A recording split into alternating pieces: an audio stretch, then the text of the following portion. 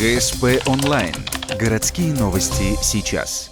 Суббота, 18:00, площадь УГДК. Стартует велоночь 2015. Прокатиться на велосипедах сегодня выехало 510 ухтинцев. В начале регистрация. Каждому участнику браслет с номером. Его обладатели станут участниками розыгрыша. Перед стартом велолюбители проходят инструктаж по правилам дорожного движения. От велоночи все ожидают разных впечатлений. Выходит кто-то спортом заниматься, кто-то проехаться на велосипеде, кто-то пообщаться. Погода сопутствует. Я просто желаю всем удачи, проехаться хорошо, без травм, дойти до финиша и выиграть хорошие призы.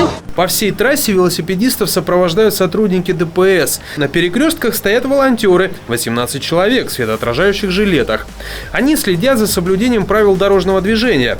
Маршрут проходит по главным улицам города: проспект Ленина, улица Октябрьская, Первомайская. Финиш, как и старт, в одной точке – около ГДК. Все было классно. Трасса средней сложности. Мне понравилось. Завершается велоночь розыгрышами подарков и призов. Например, 15-летний Алексей Иванов выиграл сертификат в 3000 рублей. Однако это не просто деньги, это скидка на обучение в автошколе. Сама трасса была, как сказать, она не очень тяжелая, не очень легкая. Мне понравилось. На права учиться будешь? Конечно. Призы самые разные, от сертификатов до аксессуаров на велосипед.